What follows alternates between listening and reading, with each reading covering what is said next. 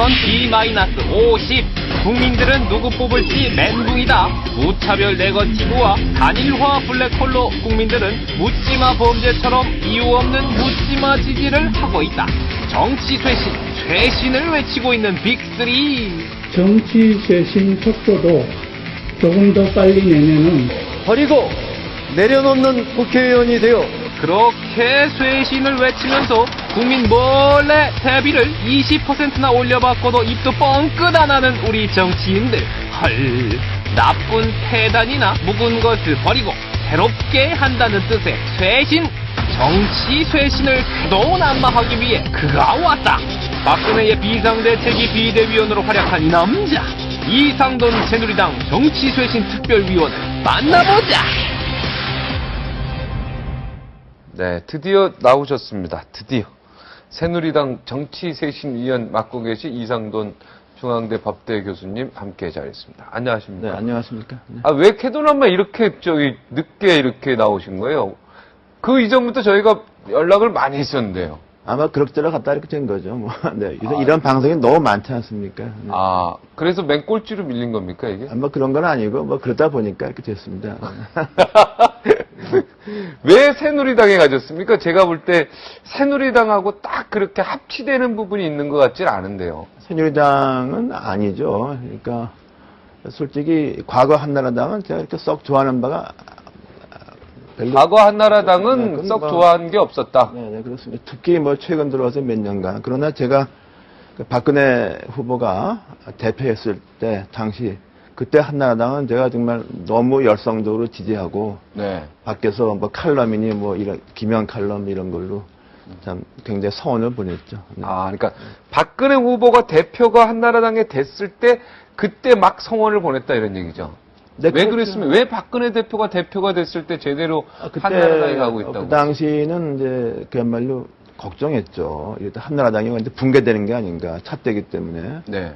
무사히 살아났고, 그 다음에 박근혜 후보, 박근혜 대표가 가졌던 그 아젠다가 있었죠. 그것이 네. 이제 그 아젠다가 뭐였습니까? 국가보안법 폐지 반대하고 사학법 개정 이게 안 된다 뭐 네. 이런 거 등등 그런 걸 제가 성원을 했죠. 네. 아, 박근혜 후보의 그 아젠다 정책에 대해서 네. 내가 지지하고 성원했어요. 네, 그 당시 제가 이런저런 칼럼도 기명 칼럼도 많이 쓰고 그랬습니다. 아, 그래서 이번에 이렇게 합류하신 거네요. 네, 그런 것도 있었고 또 이제 이명박 정권 들어와서 그 박근혜 그 당시 이제 전 대표라고 불렀죠. 전 네. 대표가 현 정권과는 상당히 좀 거리를 뒀고 뭐 그럴 때 뭐 제가 그런 박 전 대표의 그 입장 같은 거 이런 것을 제가 뭐 따뜻하게 지지하고 뭐 성원하는 글도 뭐 많이 쓰고. 지금도 그랬습니다. 4대강 사업이나 4대 운하 사업, 뭐 세종시 이번에 간 거, 네. 뭐 이런 것들에 대해서 이명박 대통령은 이제 세종시 가는 거에 대해 좀 반대를 했었죠. 네, 그렇습니다. 행정부가 가는 거에 대해서. 이런 것들이 변함이 없습니까? 네, 그렇죠. 그것도 뭐 세종시를 처음부터 모르거니와 이렇게 많이 진전됐는데 이제 마지막 판에 하고 그 대신에 그 당 이명박 대통령, 이명박 정권이 대안으로 제시했던 것은 그건 진짜로 좀 급조된 거고 그 책임 있는 정부가 할 게 아니죠. 네. 아, 그랬습니까? 네. 정수정학회 이야기 좀 할게요. 어떻게 네. 정리가 돼야 된다고 보십니까? 이제 뭐 정수정학회 문제는 우리 후보께서 10월 26일 현충일 행사 때 일종의 일반론으로서 아마 정리를 하셨죠. 그리고 뭐 오비락인지 뭔지 모르겠습니다만은 고등법원 판결이 나왔고 그 이정영 공보단장이 짤막하게 고등법원 판결을 수용한다, 인정한다 그렇게 했죠. 이정현 단장 그 대단했었잖아요. 네. 뭐 난리를 했었잖아요. 네, 난리 났죠. 모든 걸 접어서 그냥 수용한다 이렇게 됐는데 제가 보기에도 이제는 뭐 이 논쟁이 좀 우리가 좀 무익하다는 분위기는 있는 것 같습니다. 그러나 이게 끝난 게 아니지 않습니까? 네. 우리는 끝났다고 생각하지만은 국민은 아니죠. 더군다나 야권은 더더군이 네, 아니에요. 계속 아마 불을 지필 겁니다. 네, 그 점에서 곤혹스럽게 생각하고 있습니다. 이거 어떻게 번져갈지. 네. 어떻게 정리하는 게 가장 바람직하다고 보십니까? 그건 제가 뭐 지난번에 몇 번 말씀드릴 기회가 있었는데 대체로 그 당시 상황을 아는 사람들은 되게 아는 겁니다. 그래서 5.16 후에 당시 뭐 이병철, 설경동 같은 당시 뭐 이른바 재벌이라고 하는 네, 사람들이 10대 재벌들이 돈을 내놨죠. 1차로 또 한다고. 그때 김주태 씨도 포함돼서 냈죠. 네.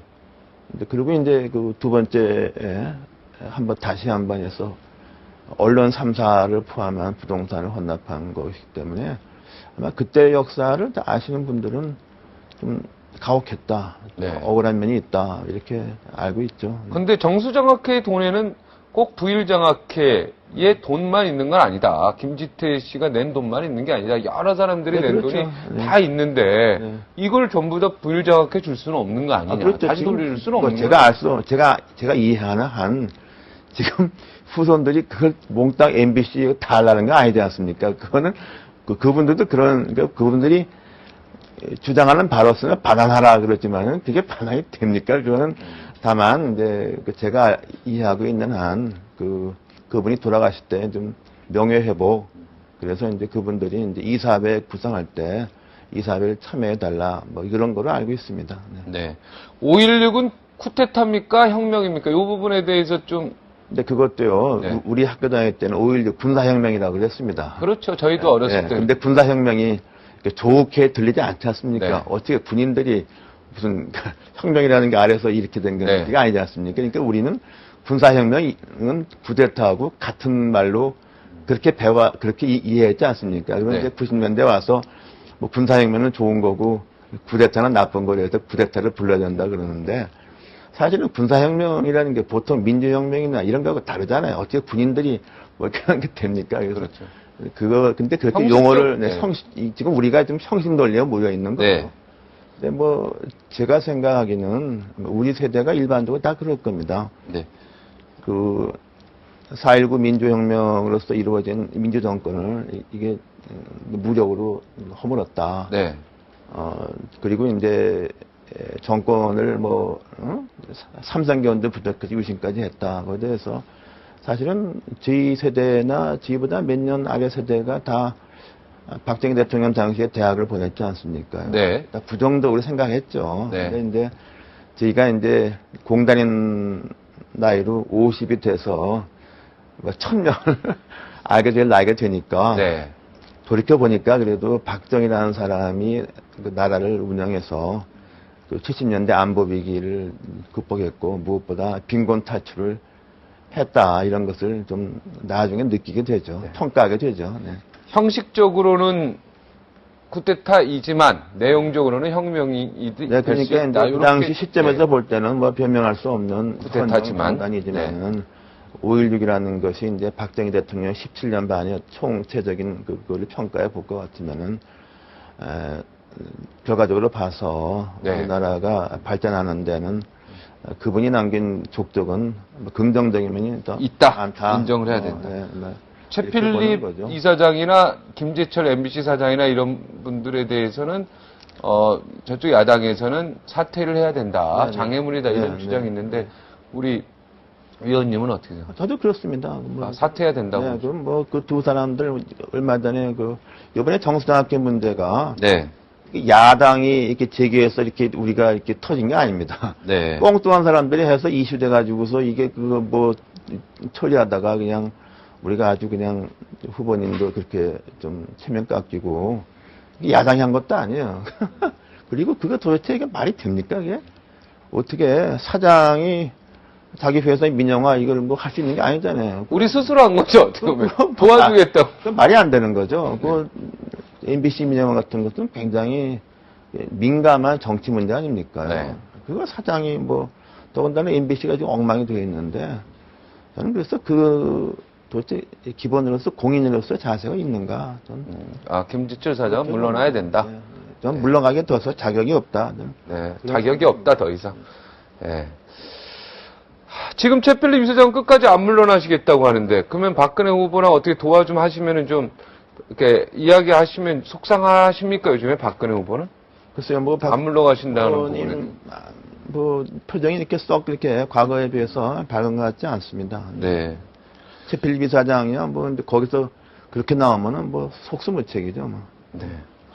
자. 자, 박근혜 후보 이번에 정수작 기자회견에서 나왔지만은 이걸 좀 측근들하고 같이 의논했다든가 그 발표 내용에 대해서 한 번 정도 우리 위원님하고라도 대화를 했다든가 이랬으면 법대 교수니까 이런 그런 어떤 실수는 안 했을 텐데 그래서 이게 불통 아니냐 계속된 불통 아니냐 주변 사람들하고 토론 문화 이런 것들을 좀 가져야 된다 이렇게 주장을 하는데요. 어떤 생각이시죠? 그런 질문을 여기서 또 하셔야 되겠습니까? 여러 번 많이 나오고 굉장히 네. 아픈 부분이죠. 아픈 네. 부분이고 정말 개선해야만 됩니다. 그래서 뭐 이제 선거 결과가 어떻게 나올지 모르겠습니다만은 네. 집권을 했을 경우도 그 실패하는 정권은 대부분 거기에 문제가 있어 실패하는 겁니다. 네. 네. 그러니까 그건 뭐